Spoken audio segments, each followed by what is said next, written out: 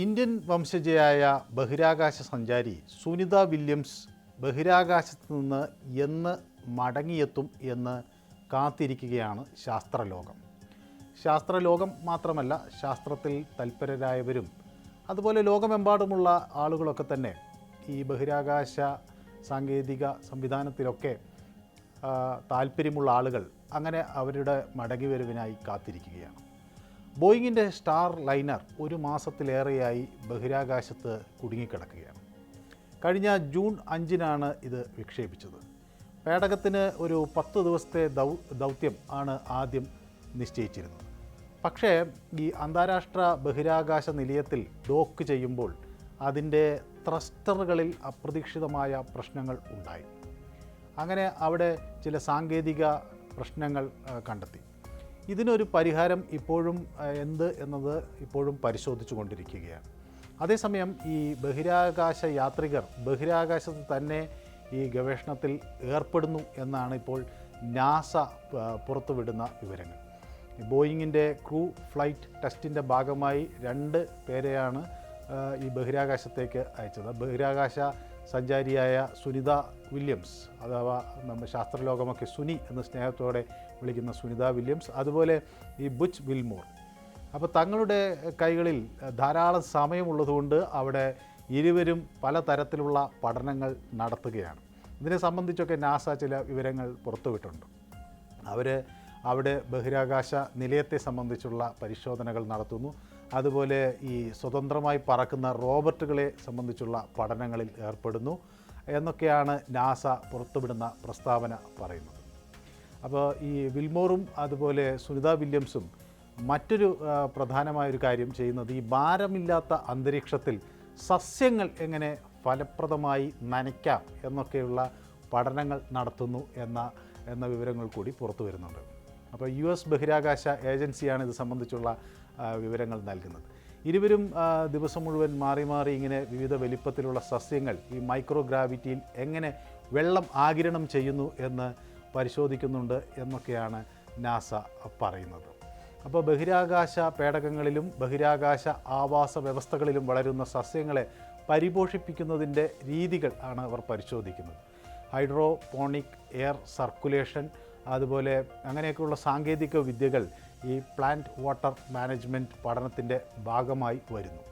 അപ്പോൾ ഭാരമില്ലാത്ത അന്തരീക്ഷത്തിൽ മണ്ണില്ലാതെ വളരുന്ന ചെടികൾക്ക് എങ്ങനെ വെള്ളം നനയ്ക്കാം എന്നത് വളരെ കൗതുകമുള്ള ഒരു കാര്യമാണ്. ഈ 2 ബഹിരാകാശ സഞ്ചാരികളും അങ്ങനെ വൈവിധ്യങ്ങളാർന്ന വിഷയങ്ങളിൽ അവരുടെ താല്പര്യം പ്രകടിപ്പിക്കുന്നു. തങ്ങളുടെ സമയത്തിൻ്റെ ഭൂരിഭാഗവും ഒക്കെ അവർ ഇതിനായി ചെലവാക്കുന്നു എന്നാണ് നാസ പറയുന്നത്. സുനിത വില്യംസ് ആദ്യം ഈ ഹാർമണി മോഡ്യൂളിൽ ഒരു പ്ലാന്റ് വാട്ടർ മാനേജ്മെൻറ്റ് ഹാർഡ്വെയർ സജ്ജീകരിച്ചു. പിന്നെ തുടർന്ന് അതിൽ വിവിധ തരം ദ്രാവക പ്രവാഹ രീതികൾ പരീക്ഷിച്ചു. അതിൻ്റെ ഫലങ്ങൾ വീഡിയോ റെക്കോർഡ് ചെയ്യുകയും ചെയ്തിട്ടുണ്ട്.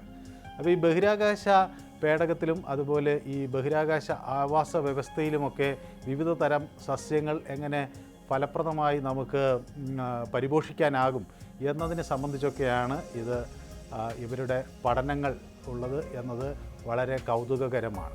അപ്പോൾ ഇതിൽ കൂടുതൽ പരിശോധനകൾ നടത്തുക എന്നത് അവരെ സംബന്ധിച്ചിടത്തോളം ഒരു വലിയ താല്പര്യമുള്ള വിഷയമായി മാറുകയാണ്.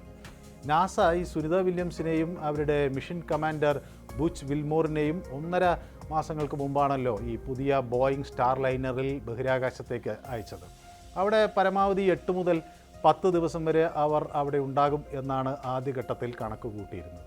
അവിടെ 8 മുതൽ 10 ദിവസം വരെയായിരുന്നു അവരവിടെ തുടരേണ്ടിയിരുന്നത്. എന്നാൽ ഇനിയിപ്പോൾ 2 മാസം കഴിഞ്ഞാൽ പോലും അവർ വരുമോ, അല്ലെങ്കിൽ അത് കൂടുതൽ സമയമെടുക്കുമോ എന്ന ആശങ്കയാണ് ഇപ്പോൾ ഉള്ളത്. അവരെന്ന് തിരിച്ചെത്തുമെന്നതിനെ സംബന്ധിച്ച് ഇപ്പോൾ ഒരു കൃത്യമായ വ്യക്തമായ ഉത്തരം പറയാൻ നാസയ്ക്കും കഴിയുന്നില്ല. ഇപ്പോൾ തന്നെ അവരവിടെ 1.5 മാസത്തിലധികം അവിടെ ചിലവഴിച്ച് കഴിഞ്ഞു. അപ്പോൾ വിക്ഷേപണത്തിന് മുൻപ് തന്നെ ഈ ബോയിങ് സ്റ്റാർ ലൈനർ ബഹിരാകാശ പേടകത്തിൽ ചില പ്രശ്നങ്ങൾ ഉണ്ടായിരുന്നു എന്ന ചില വിവരങ്ങളും ഇപ്പോൾ ശാസ്ത്രലോകത്ത് നിന്ന് പുറത്തു വരുന്നുണ്ട്. അത് ഈ ഭൂമിയിൽ നിന്ന് വിക്ഷേപിക്കുന്നതിന് മുൻപ് തന്നെ ഇത് ചില പ്രശ്നങ്ങൾ കാണിച്ചിരുന്നു എന്നാണ് വിവരങ്ങളായി പുറത്തു വരുന്നത്. എന്നാൽ അന്ന് ഇതൊക്കെ നാസയ്ക്ക് അറിയാമായിരുന്നു. സ്വാഭാവികമായി അത് വളരെ അപ്രധാനമായ വിഷയമാണ്, അത് അത്ര വലിയ അപകടകരമല്ല എന്നൊക്കെ ഒരു നിലപാട് ആയിരുന്നു അന്ന് നാസയ്ക്ക് ഉണ്ടായിരുന്നത്. അങ്ങനെ ഒരു വിലയിരുത്തലിൻ്റെ അടിസ്ഥാനത്തിലാണ് വിക്ഷേപണം നടത്തിയത് എന്നാണ് പറയുന്നത്. ഏതായാലും അതൊക്കെ വലിയ പഠനങ്ങൾക്ക് ശേഷമാണ് വിക്ഷേപണത്തിന് അനുമതി നൽകിയത്. വിക്ഷേപണം വളരെ സുഗമമായി നടക്കുകയും ചെയ്തു.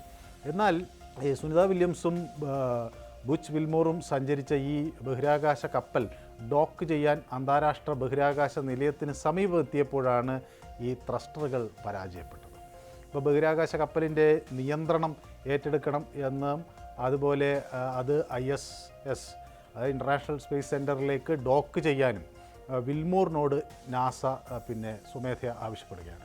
അങ്ങനെ ഈ മടക്ക് യാത്രയിൽ ഈ ത്രസ്റ്ററുകൾ പരാജയപ്പെടുകയാണെങ്കിൽ അതും വലിയ പ്രശ്നങ്ങൾക്ക് വഴിവെക്കും എന്ന ഒരു ആശങ്കയാണ് ഇപ്പോൾ ഉള്ളത്. അത് ഈ ബഹിരാകാശ പേടകത്തെ അപകടത്തിലാക്കും എന്നതാണ് ഒരു കണക്കുകൂട്ടൽ.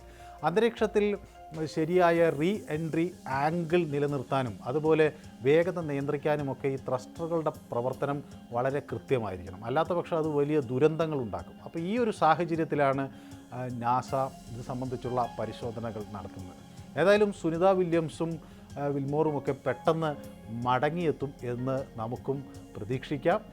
കൂടുതൽ ശാസ്ത്രലോകത്തിന് സംഭാവനകൾ ഇരുവരുടെയും ഭാഗത്തു നിന്ന് ഉണ്ടാകും എന്ന് നമുക്ക് ഉറപ്പാക്കുകയും ചെയ്യാം.